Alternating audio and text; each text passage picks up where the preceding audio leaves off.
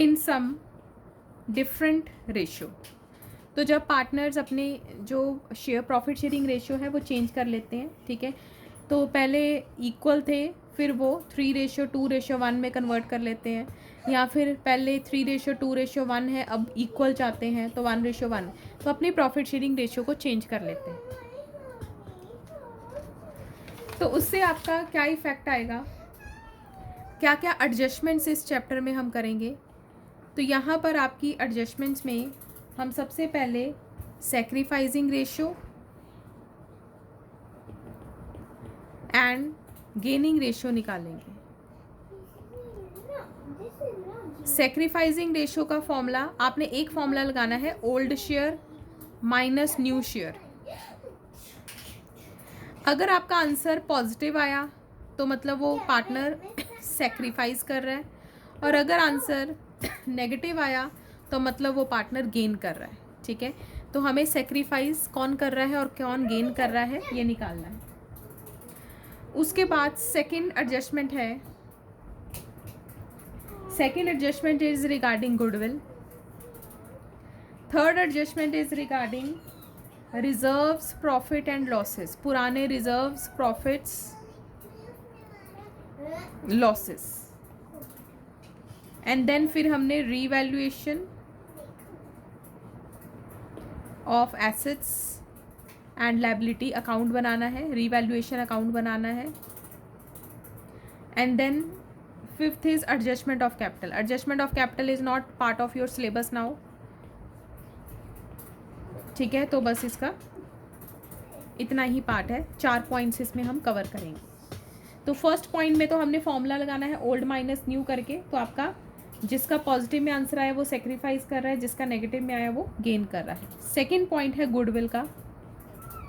Goodwill हमारी दो तरह की होती है, एक पुरानी गुडविल और एक नई गुडविल। पुरानी गुडविल हमें कैसे पता चलेगी कौन सी पुरानी गुडविल है, जिस गुडविल के आगे लिखा हो goodwill already existing in books, जो ऑलरेडी एग्जिस्टिंग इन बुक्स है वो ओल्ड गुडविल, और जिसके आगे लिखा होता है goodwill of the firm is valued at, तो जब ऐसे लिखा होता है goodwill of firm is valued at तो मतलब वो नई गुडविल है, ठीक है। जो पुरानी गुडविल होती है उसको हम ख़त्म करते हैं, राइट ऑफ करते हैं, right of in old ratio among old partners. पुराने पार्टनर्स में ये ओल्ड रेशियो में डिस्ट्रीब्यूट हो जाती है, हम इसको ख़त्म कर देते हैं। और इसको ख़त्म करने की जर्नल एंट्री क्या है आपकी, अब गुडविल एसेट है तो एसेट को ख़त्म करने के लिए आप इसको क्रेडिट करोगे टू गुडविल, और ओल्ड पार्टनर्स में डिस्ट्रीब्यूट कर दोगे। Old partners capital account debit to goodwill, old ratio में हम डिस्ट्रीब्यूट कर देंगे।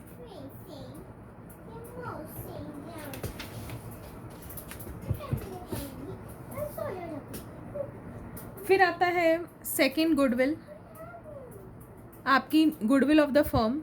गुडविल ऑफ द फर्म नई गुडविल है, आपको goodwill of the firm is valued at दिया होएगा, तो इसकी जो एंट्री है वो आती है gaining partners capital account debit to sacrificing partner capital account. तो इसके लिए आपको पहले वो वर्किंग नोट बनाना पड़ेगा, ठीक है। आपको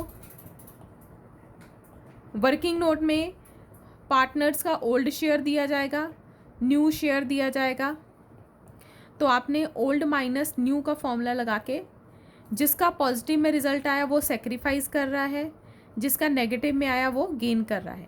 जो गेन कर रहा है वो डेबिट हो जाएगा और जो सेक्रीफाइस कर रहा है वो क्रेडिट हो जाएगा। तो gaining partners capital account debit to sacrificing partner आपका आंसर आ जाएगा, ठीक है। तो इसकी एक एग्जाम्पल है, Anu and Bala are partner sharing profit and losses in 3:2, और फ्यूचर में वो चाहते हैं कि हम इक्वल शेयर करें, मतलब 1:1, और goodwill of the firm is valued eight, goodwill of the firm मतलब नई गुडविल है, goodwill of the firm was valued at 50,000। तो हम क्या करेंगे, पहले तो हमें वर्किंग नोट बना के गेन एंड सेक्रीफाइस निकालना है, ठीक है। तो अनु का एंड बाला का, ओल्ड माइनस न्यू, तो ओल्ड शेयर था 3/5, 2/5 and new share is half half. 6 - 5 1/10. अब इसका पॉजिटिव में आ रहा है तो मतलब ये सेक्रीफाइस है, और इसका नेगेटिव में आ रहा है तो मतलब ये गेन कर रहा है. तो बालाज कैपिटल अकाउंट डेबिट हो जाएगी टू अनूज कैपिटल अकाउंट. तो जो गेन करेगा उसकी कैपिटल डेबिट हो जाएगी. और हम ये कैलकुलेशन किसके ऊपर करेंगे, 50,000 के ऊपर. 50,000 इंटू 1/10 तो 5,000 आ जाएगा. ठीक है, पूरी गुडविल नहीं डालनी, सिर्फ जितना वो गेन एंड सेक्रीफाइस कर रहे हैं उतना शेयर ही डालना है गुडविल का.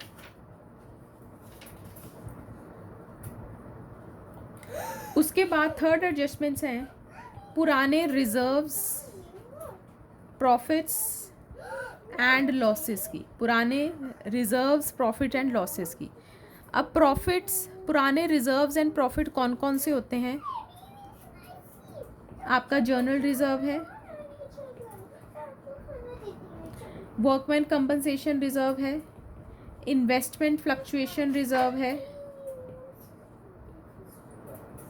P&L क्रेडिट बैलेंस है, एंड देन कंटिंजेंसी रिजर्व. ये 5 आपके रिजर्व है.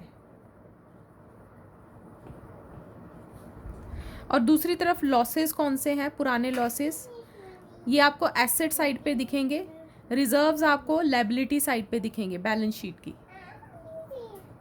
ठीक है, तो लॉसेस आपके P&L debit balance, advertisement suspense account, deferred revenue expenditure. तो ये आपके लिस्ट है रिजर्व्स एंड लॉसेस की.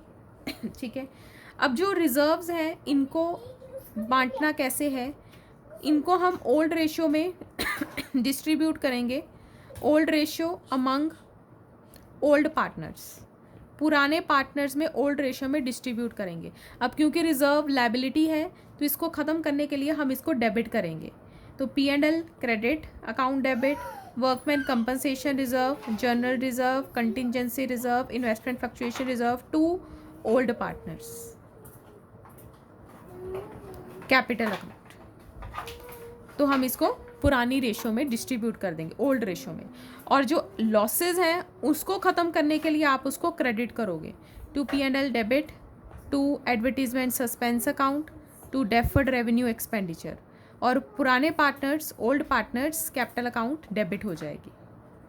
ठीक है, तो रिजर्व्स को ख़त्म करने के लिए उसको डेबिट करा जाता है एंड लॉसेस को ख़त्म करने के लिए उनको क्रेडिट करा जाता है.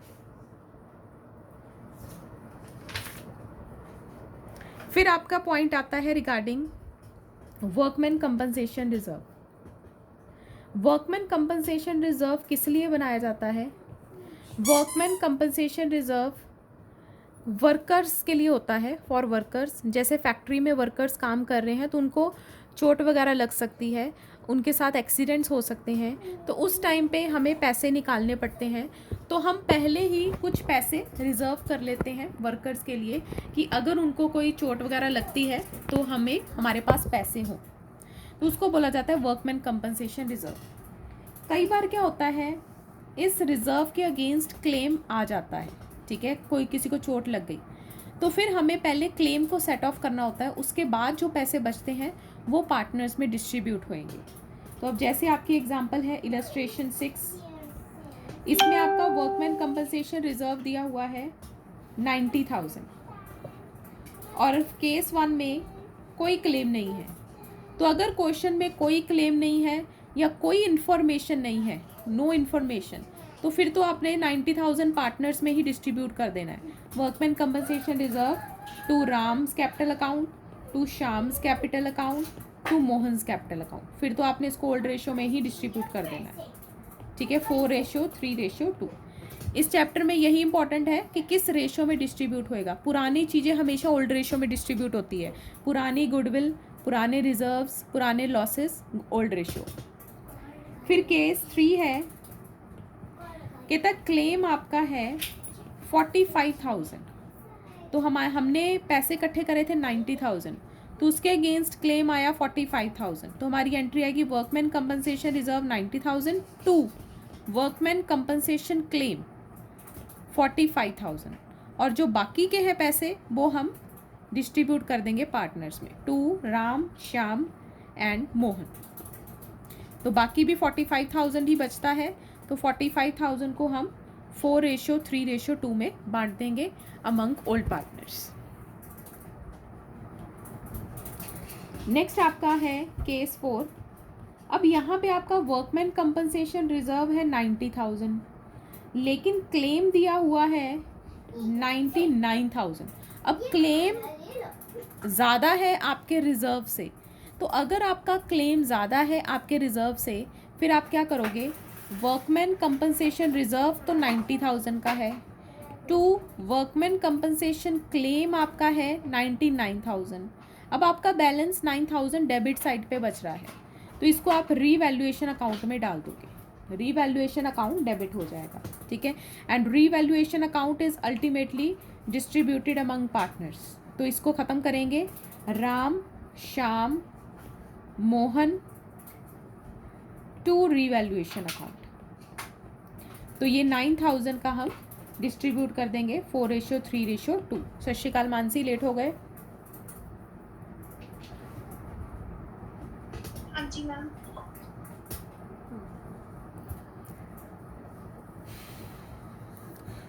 Change in profit sharing ratio कर रहे हैं, वर्कमैन कंपनसेशन क्लेम के पॉइंट्स कर रहे हैं, ठीक है। तो यहाँ पे रीवैल्यूएशन अकाउंट डेबिट हो जाएगा जब भी क्लेम आपका ज़्यादा है वर्कमैन कंपनसेशन रिजर्व से।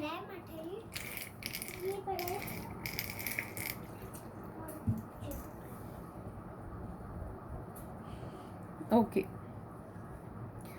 तो आपका जो बैलेंस है वो रीवैल्यूएशन अकाउंट में चला जाएगा, और फिर रीवैल्यूएशन अकाउंट को भी आपको पार्टनर्स में बांटना पड़ेगा ओल्ड रेशियो में, ठीक है। एंड देन केस 5 इज, अब वर्कमैन कंपनसेशन रिजर्व बराबर है वर्कमैन कंपनसेशन क्लेम के, तो ये भी 90,000 और ये भी 90,000। तो इसका मतलब सारा का सारा रिजर्व हमारा क्लेम ले गया टू वर्कमैन कंपनसेशन क्लेम, तो पार्टनर्स के लिए कुछ भी नहीं बचा, तो पार्टनर्स को हम कुछ नहीं देंगे, ठीक है। और ऐसा ही एक रिजर्व है investment fluctuation reserve.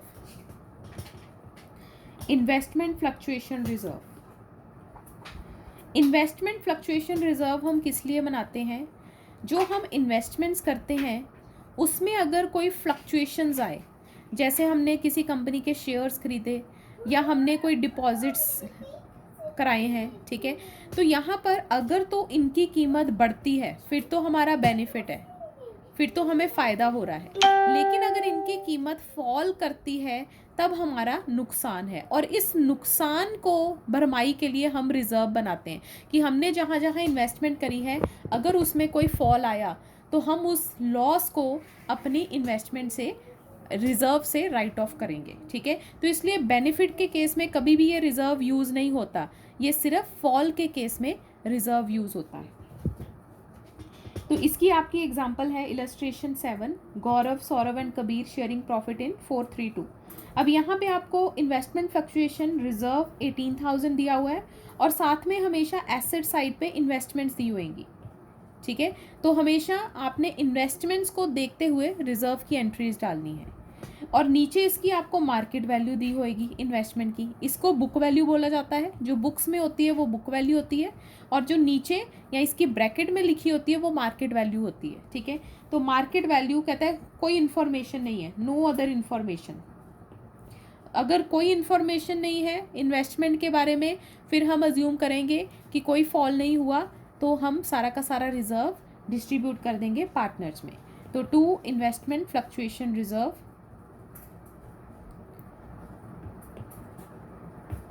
Investment fluctuation reserve to Gaurav, to Saurabh, to Kabir. तो अगर इन्वेस्टमेंट की कीमत में कोई गिरावट नहीं आई तो हम सारा का सारा रिजर्व पार्टनर्स में डिस्ट्रीब्यूट कर देंगे ओल्ड रेशियो में 4:3:2 में। सेकंड केस है कि तब मार्केट वैल्यू अब 2 लाख हो गई, अब बुक वैल्यू भी 2 लाख है, मार्केट वैल्यू भी 2 लाख है, तो अगेन कोई चेंज नहीं आया, तो अगेन सेम एंट्री पास होएगी, तो सारा का सारा रिजर्व पार्टनर्स में डिस्ट्रीब्यूट हो जाएगा। केस 3 में हमारी मार्केट वैल्यू हो गई 191,000, जबकि बुक वैल्यू थी 2 लाख। तो अब मार्केट वैल्यू में गिरावट आई है, कितने से? 9,000 से। ठीक है, तो जब भी आपकी इन्वेस्टमेंट की कीमत कम होएगी तो आपका रिजर्व यूज़ होएगा। तो हम लिखेंगे इन्वेस्टमेंट फ्लक्चुएशन रिजर्व कितने का था? 18,000। उसमें से यूज़ कितना हुआ? इन्वेस्टमेंट ने 9,000 रुपया यूज़ कर लिया, और बाकी हम क्या करेंगे? गौरव, सौरभ एंड कबीर में बांट देंगे। किस रेशो में? 4:3:2 में। ठीक है, केस 4। अब केस 4 में इन्वेस्टमेंट की बुक वैल्यू है 2 लाख, मार्केट वैल्यू बढ़ गई 2,18,000। अब बढ़ती के केस में इन्वेस्टमेंट फ्लक्चुएशन रिजर्व यूज़ नहीं होता। ठीक है, इन्वेस्टमेंट फ्लक्चुएशन रिजर्व जब मार्केट वैल्यू कम होती है तभी यूज़ होता है, अदरवाइज बढ़ती के केस में वो यूज़ नहीं होता। ठीक है, तो ये आपने नोट कर लेना है, investment fluctuation reserve is used whenever there is a fall in the market value of investments. ठीक है, तो अब यहाँ पे जो रिजर्व है, अब क्योंकि वो यूज़ नहीं हुआ तो वो तो हम बांट देंगे। Investment fluctuation reserve 18,000 to Gaurav, to Saurabh, to Kabir. ठीक है, इसको 4:3 में 2 में बांट देंगे। अब ये जो इसकी वैल्यू बड़ी है, इसको हम रिकॉर्ड करेंगे रीवैल्यूएशन अकाउंट में। ठीक है, तो इसको हम अलग से ट्रीट करेंगे। हम रीवैल्यूएशन अकाउंट में जब एसेट की कीमत बढ़ती है तो हम किस साइड डालते हैं? By investment. ठीक है, तो रीवैल्यूएशन अकाउंट को क्रेडिट करते हैं। तो यहाँ पे एंट्री में क्या आएगा? To revaluation account, investments debit हो जाएंगी आपकी 18,000 से, और फिर इस रीवैल्यूएशन अकाउंट को आप पार्टनर्स में डिस्ट्रीब्यूट कर दोगे ओल्ड रेशो में, गौरव, सौरभ एंड कबीर। तो इस एंट्री में 3 एंट्रीज आई हैं इस केस में। तो पहली एंट्री तो रिजर्व को बांटने की है, क्योंकि रिजर्व यूज ही नहीं हुआ, क्योंकि इन्वेस्टमेंट की कीमत बढ़ी है। और दूसरा, हम रीवैल्यूएशन अकाउंट का इफेक्ट ले रहे हैं। क्योंकि इन्वेस्टमेंट बड़ी है, एसेट बड़ी है, तो रीवैल्यूएशन अकाउंट में वो क्रेडिट साइड पे आती है, तो इसलिए हम रीवैल्यूएशन अकाउंट को क्रेडिट कर देंगे और फिर इस रीवैल्यूएशन अकाउंट को पार्टनर्स में डिस्ट्रीब्यूट कर देंगे। तो यहाँ पे 3 एंट्रीज आएंगी। एंड लास्ट केस इज, आपकी बुक वैल्यू है 2 लाख एंड मार्केट वैल्यू अब अगेन फॉल कर गई। तो मार्केट वैल्यू फिर से फॉल कर गई। कितने से फॉल करी? आपकी वैल्यू फॉल करी है 27,000 से फॉल करी। ठीक है, तो अब हम देखते हैं इन्वेस्टमेंट फ्लक्चुएशन रिजर्व। हमारा रिजर्व था 18,000, लेकिन हमारी इन्वेस्टमेंट तो 27,000 से फॉल कर गई। तो जब भी ज़्यादा नुकसान होएगा तो बाकी का नुकसान हम रीवैल्यूएशन अकाउंट में डाल देंगे। पीछे वर्कमैन कंपनसेशन क्लेम में भी हमने ऐसे ही करा था। जब भी क्लेम ज़्यादा होता है आपके रिजर्व से तो बाकी आप किस में डाल दोगे? रीवैल्यूएशन अकाउंट में। तो रीवैल्यूएशन अकाउंट में आपका 9,000 आ जाएगा और फिर रीवैल्यूएशन अकाउंट को आप बांट दोगे गौरव, सौरभ एंड कबीर में टू रीवैल्यूएशन 4:3:2, 4,000, 3,000, 2,000। ठीक है, तो ये थी आपकी नॉर्मल एंट्रीज। कई बार क्या होता है, कई बार कुछ उन्होंने वर्ड्स लिखे होते हैं, जैसे लिखा होता है पास एडजस्टमेंट एंट्री, या लिखा होता है partners do not want to distribute reserves and losses. वो उनको डिस्ट्रीब्यूट नहीं करना चाहते। ठीक है, या partners want to continue showing reserves and losses in balance sheet. तो यहाँ वो चाहते हैं कि हम बैलेंस शीट में कंटिन्यू करें, उनको बांटना नहीं चाहते। तो इन केसेस में आप रिजर्व्स एंड लॉसेस की एक एंट्री डालोगे। ठीक है, और वो एंट्री क्या होएगी?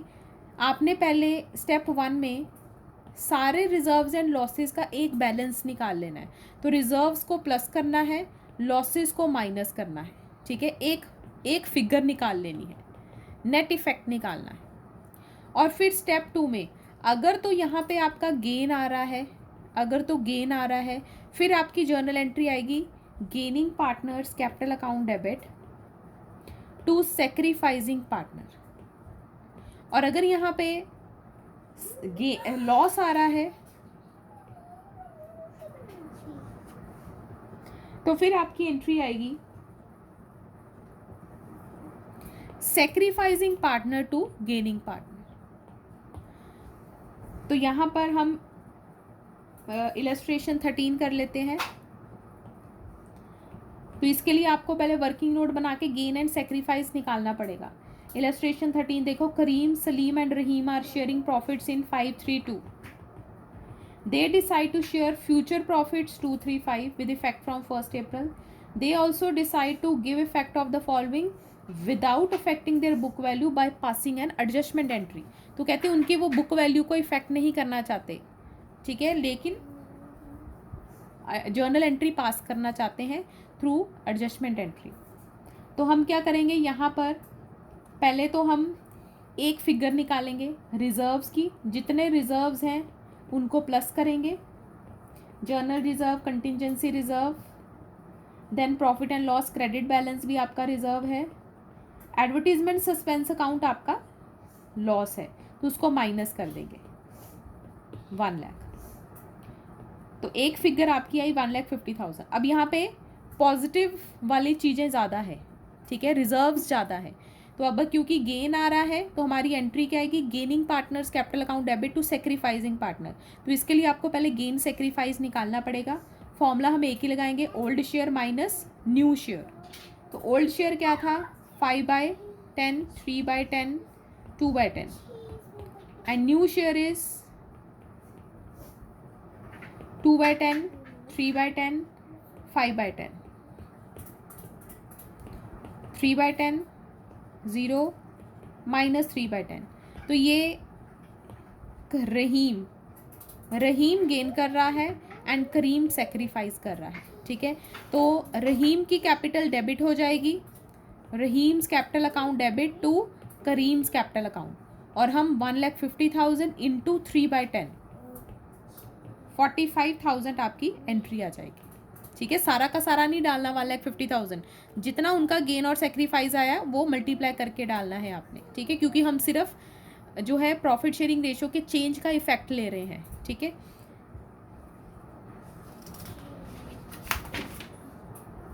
एंड देन नेक्स्ट इसमें स्टेप है रीवैल्यूएशन अकाउंट। रीवैल्यूएशन अकाउंट में आपका बाय साइड पे इंक्रीज इन एसेट्स आता है। तो अगर आपकी एसेट्स की वैल्यू बढ़ती है या फिर आपकी लायबिलिटी की वैल्यू डिक्रीज होती है, आपकी लायबिलिटी कम होती है, तो आपका फ़ायदा होएगा, ठीक है। ये रीवैल्यूएशन की क्रेडिट साइड है और इस साइड रीवैल्यूएशन की डेबिट साइड है, ठीक है। तो debit all expenses and losses, तो हमें नुकसान किसकी वजह से होएगा, जब भी आपकी एसेट्स की वैल्यू कम होएगी या लायबिलिटी बढ़ेगी। इसके अलावा अगर कोई अनरिकॉर्डेड लायबिलिटी हो वो भी आ जाएगी, क्योंकि वो भी एक तरह से इंक्रीज इन लायबिलिटी है। या दूसरी साइड अगर अनरिकॉर्डेड एसेट हो तो वो भी आपकी इंक्रीज इन एसेट है। कई बार पार्टनर को रेम्यूनरेशन दी जाती है ये रीवैल्यूएशन का काम करने के लिए, तो वो उसकी कैपिटल यहाँ पे आ जाएगी। रेम्यूनरेशन दी जाती है कई बार पार्टनर को to carry out the task of revaluation, ठीक है। या फिर फर्म अगर खुद खर्चा करती है रीवैल्यूएशन एक्सपेंसेस, तो ये 2 एंट्रीज आ जाती है। इसके बाद हम क्या करते हैं, टोटल करते हैं। अगर आपका क्रेडिट साइड ज़्यादा है तो यहाँ पे आ जाएगा गेन ऑन रीवैल्यूएशन, और आप इसको ट्रांसफ़र कर देते हो ओल्ड पार्टनर्स में, ओल्ड पार्टनर्स ओल्ड रेशियो। और अगर आपकी डेबिट साइड ज़्यादा है तो आपका लॉस ऑन रीवैल्यूएशन आ जाएगा again old partners old ratio, ठीक है। तो ये इन दोनों में से कोई एक बैलेंसिंग फिगर होएगा। तो अगर क्रेडिट साइड ज़्यादा है तो गेन आएगा, अगर डेबिट साइड ज़्यादा है तो लॉस आएगा।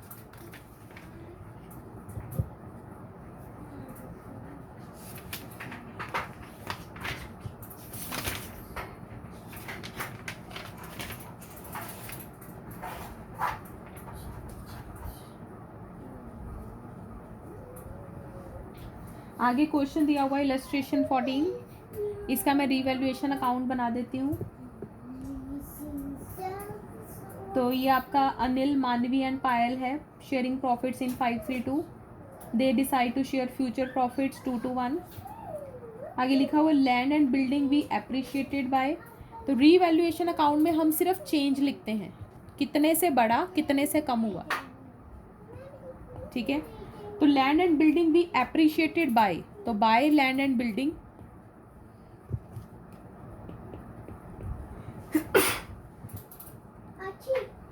2,60,000 का 10% इंक्रीज हुआ, तो एसेट बढ़ी है 26,000 से।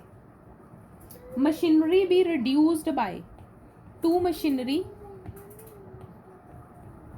कितने से रिड्यूस हुई है,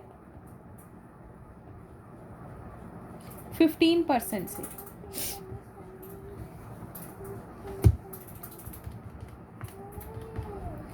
$5,2,500। स्टॉक भी इंक्रीज्ड टू, स्टॉक को 1 लाख तक लेके आओ। पहले स्टॉक कितना था 90,000, अब हमें 1 लाख तक लेके आना है। तो स्टॉक बढ़ रहा है कितने से, 10,000 से बढ़ रहा है। तो हम सिर्फ जितना इंक्रीज डिक्रीज हो रहा है उसको नोट करेंगे, ठीक है। Provision for doubtful debt, provision for doubtful debt is a liability. तो provision for doubtful debt be created at 5% on debtors. तो प्रोविजन, लायबिलिटी बढ़ रही है, तो प्रोविजन फॉर डाउटफुल डेट ये आपका डेटर्स के ऊपर होता है, 1 लाख इंटू 5%, 5,000। उसके बाद है creditor of 5,000 is not likely to claim the due. Creditor कहते हैं हमें पैसे नहीं चाहिए, तो फ़ायदा हो गया, आपको क्रेडिटर को पैसे नहीं देने पड़ेंगे, 5,000। Claim on account of workman compensation reserve, इसकी अलग से जर्नल एंट्री पड़ेगी, ठीक है, क्लेम की। Expense of 2,000 was paid by firm for getting the value of land and building. तो फर्म ने खर्चा पे करा है रीवैल्यूएशन का, तो टू कैश आ जाएगा एक्सपेंस ऑफ 2,000 का। तो ये आपकी एंट्री वो है रीवैल्यूएशन अकाउंट। तो अब आपका टोटल बन रहा है 26,000 प्लस 10,000 प्लस 5,000, इधर आया 41,000 और इस साइड आया 59500। तो अब क्योंकि डेबिट साइड ज़्यादा है तो आपका लॉस ऑन रीवैल्यूएशन आ जाएगा, ट्रांसफर टू अनिल, मानवी एंड पायल। क्लेम की जर्नल एंट्री डालेंगे 18500, ठीक है। क्लेम हमारा अगर तो जर्नल एंट्री डालने को बोला है फिर जर्नल एंट्री डालेंगे, अगर जर्नल एंट्री नहीं तो हम कैपिटल अकाउंट के थ्रू इसको क्रिएट करते हैं।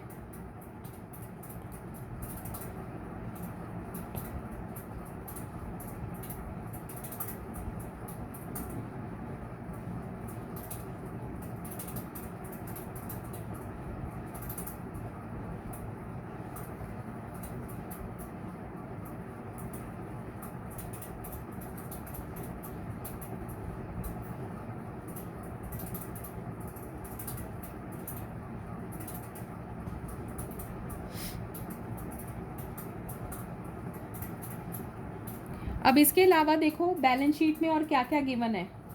आपको जर्नल रिजर्व गिवन है, वर्कमैन कंपनसेशन रिजर्व गिवन है। तो जर्नल रिजर्व का हम क्या करेंगे, ओल्डर रेशियो में डिस्ट्रीब्यूट कर देंगे। तो जर्नल रिजर्व टू अनिल, मानवी एंड पायल, तो हम जर्नल रिजर्व को डिस्ट्रीब्यूट कर देंगे ओल्ड रेशियो में, 5:3:2 में। अब workman compensation reserve, workman compensation reserve आपका है 30,000, लेकिन इसके अगेंस्ट क्लेम भी है, वर्कमैन कंपनसेशन क्लेम 10,000 का, और जो बाकी 20,000 है वो पार्टनर्स में डिस्ट्रीब्यूट कर देंगे, अनिल, मानवी एंड पायल 20,000 डिस्ट्रीब्यूट कर देंगे, ठीक है। और अगर आपकी जर्नल एंट्री नहीं है तो हम इसको कैपिटल अकाउंट में शो करेंगे। कैपिटल अकाउंट में by workman compensation reserve partners में डिस्ट्रीब्यूट करेंगे, लेकिन सिर्फ 20,000। जो ये 10,000 है ये बैलेंस शीट में जाएगा, लायबिलिटी साइड पे क्लेम आ जाएगा, ठीक है। हम वर्कमैन कंपनसेशन रिजर्व में जो पार्टनर्स में डिस्ट्रीब्यूट करना है वो कैपिटल अकाउंट में आ जाएगा, बाकी ये जो क्लेम है ये बैलेंस शीट में चला जाएगा क्योंकि आपकी लायबिलिटी क्रिएट हुई है। इसके अलावा एसेट साइड पे देखो कोई आइटम, कोई लॉस, गुडविल, अगर एसेट साइड पे गुडविल दिखे तो वो पुरानी गुडविल है। P&L, debit balance, advertisement, suspense account, deferred revenue, expenditure, ये सारे लॉसेज हैं और इसको हम ओल्ड रेशियो में डिस्ट्रीब्यूट करते हैं। फिलहाल ऐसा कुछ नहीं है, ठीक है। तो ये थी आपकी इलस्ट्रेशन 40। नेक्स्ट इज, इसमें ही एक ट्विस्टिंग पॉइंट है, when revised values of assets and liabilities are not to be recorded. अब पार्टनर्स अगेन चाहते हैं कि हम एसेट्स एंड लायबिलिटीज़ की वैल्यू को हिलाए ना, चेंज ना करें, तो वो उनको चेंज नहीं करना चाहते। तो उस केस में आप अगेन क्या एंट्री डालोगे, गेनिंग टू सेक्रीफाइस की। तो रिजर्व्स का भी ऐसे ही था, वैसे तो वो ओल्ड रेशियो में डिस्ट्रीब्यूट होते थे, लेकिन अगर लिखा है कि पास एडजस्टमेंट एंट्री, या लिखा होता है कि वो डिस्ट्रीब्यूट नहीं करना चाहते या उसको कंटिन्यू करना चाहते हैं, तो हम एंट्री क्या डालते थे, गेनिंग टू सेक्रीफाइस। ऐसे ही अगर ये एसेट्स एंड लायबिलिटी को रीवैल्यू नहीं करना चाहते, एडजस्टमेंट एंट्री के थ्रू पास करना चाहते हैं, तो अगेन आपको गेनिंग टू सेक्रीफाइसिंग पार्टनर की एंट्री डालनी पड़ेगी। तो उसके लिए पहले आपको रफ में रीवैल्यूएशन का क्या गेन आ रहा है या लॉस आ रहा है, आपको पहले कैलकुलेट करना पड़ेगा। तो क्रेडिट साइड प्लस होएगी, डेबिट साइड माइनस। तो अगर गेन ज़्यादा है तो गेनिंग टू सेक्रीफाइस, अगर लॉस ज़्यादा है तो सेक्रीफाइस टू गेन की एंट्री आएगी। गेन ऑन रीवैल्यूएशन की gaining to sacrifice, loss on revaluation की sacrificing partners capital account to gaining partner, ठीक है। तो अब जैसे इलस्ट्रेशन 15 है,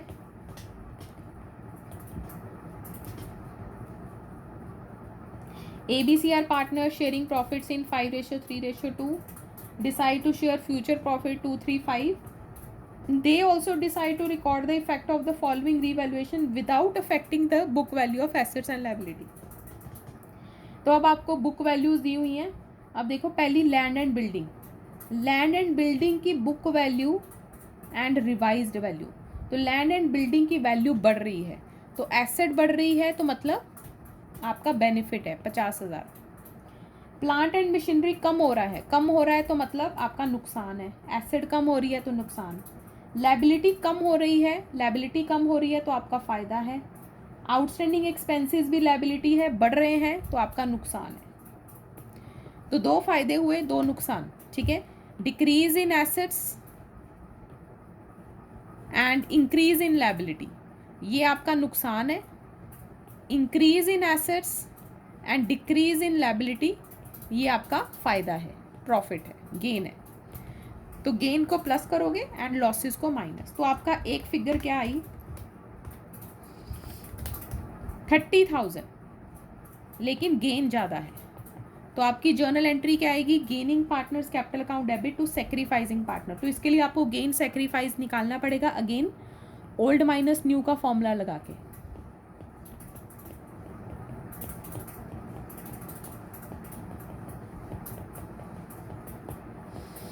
तो इसका पॉजिटिव में आ रहा है और इसका नेगेटिव में आ रहा है।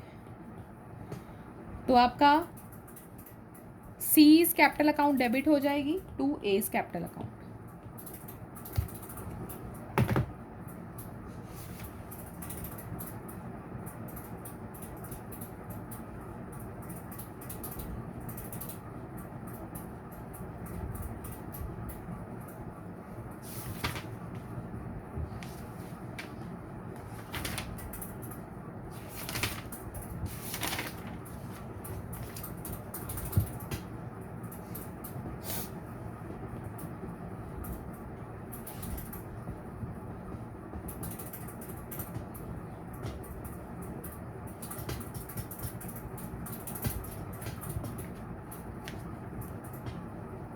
Illustration 16.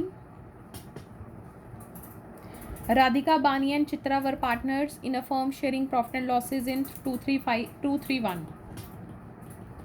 Future profits 321 है.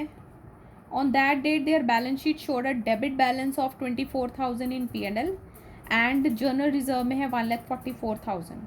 It was also agreed that goodwill of the firm be valued at. अब goodwill of firm मतलब ये new goodwill है 1,80,000. And land having book value be valued at, तो लैंड की वैल्यू बढ़ रही है, तो जब भी एसेट की वैल्यू बढ़ रही है तो हम रीवैल्यूएशन अकाउंट में उसको डालते हैं, ठीक है। तो इसकी हमें जर्नल एंट्रीज पास करनी है। ये चैप्टर जर्नल एंट्रीज के लिए ज़्यादा इंपॉर्टेंट है, हमें जर्नल एंट्रीज पास करनी है। तो सबसे पहले हमारा जो P&L का डेबिट बैलेंस है, तो अब क्योंकि वो लॉस है तो उसको हम ख़त्म करने के लिए उसको क्रेडिट करेंगे, प्रॉफिट एंड लॉस अकाउंट, ठीक है, 24,000। और किस रेशो में डिस्ट्रीब्यूट करेंगे? ओल्ड रेशो में, राधिका, बानी एंड चित्रा। तो हम इसको 2:3:1 में बांट देंगे, 8,000, 12,000 एंड 4,000। इस चैप्टर में आपने क्वेश्चन को बहुत ध्यान से पढ़ना है, क्योंकि कई बार वो रिजर्व्स के लिए लिख देते हैं कि वो उनको डिस्ट्रीब्यूट नहीं करना चाहते, तो फिर आपकी एंट्री गेनिंग टू सेक्रीफाइस या सेक्रीफाइस टू गेन आएगी, ठीक है। और फिर गुडविल भी आपने ध्यान देनी है कि पुरानी गुडविल है या नई गुडविल है। पुरानी गुडविल को ओल्ड रेशो में एंड नई गुडविल को गेनिंग टू सेक्रीफाइस में। फिर next is journal reserve. General reserve आपका डेबिट हो जाएगा टू राधिका, बानी एंड चित्रा। तो जर्नल रिजर्व आपका है 144,000। तो इसको भी ओल्ड रेशो में डिस्ट्रीब्यूट करेंगे, 48,000, 72,000, 24,000। And then next is goodwill of the firm. Goodwill की एंट्री गेनिंग टू सेक्रीफाइस है, तो इसके लिए गेन सेक्रीफाइस निकालना पड़ेगा। तो आपकी राधिका गेन कर रही है, Radhika's capital account to Bani's capital account, Chitra का 0 आ रहा है, ठीक है। तो हमारी गुडविल है 1,80,000, तो ये गेन कर रही है 1/6, तो 30,000 की एंट्री आ जाएगी। नेक्स्ट इज लैंड की वैल्यू बढ़ी है, तो जब लैंड की वैल्यू बढ़ती है तो हम रीवैल्यूएशन के बाय साइड पे डालते हैं, तो मतलब रीवैल्यूएशन अकाउंट क्रेडिट हो रहा है, तो रीवैल्यूएशन को क्रेडिट साइड पे डालेंगे। To revaluation account land and building, कितने से बढ़ी? 1,80,000 से। और फिर इस रीवैल्यूएशन को बांट देना है ओल्ड रेशो में, रीवैल्यूएशन टू राधिका, बानी एंड चित्रा, ओल्ड रेशो में हम डिस्ट्रीब्यूट कर देंगे। तो इसलिए क्वेश्चन को ध्यान से पढ़ना है कि उन्होंने क्या बोला है। जर्नल एंट्रीज है, लेजर है, ठीक है। तो ये आपका चैप्टर था।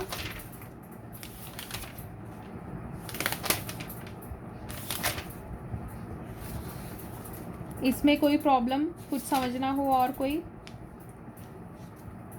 बाकी आज आप इस चैप्टर को प्रैक्टिस करोगे और कल हम एडमिशन को ख़त्म करेंगे।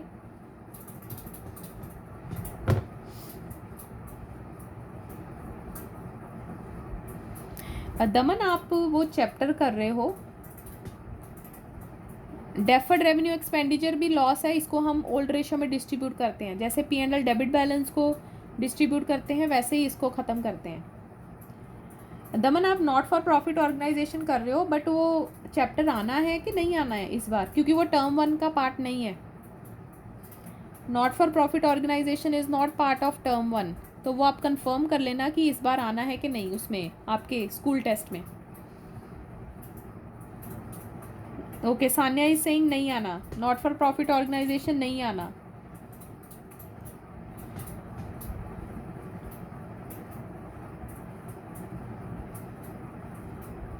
Not for profit organization term 1 का पार्ट नहीं है।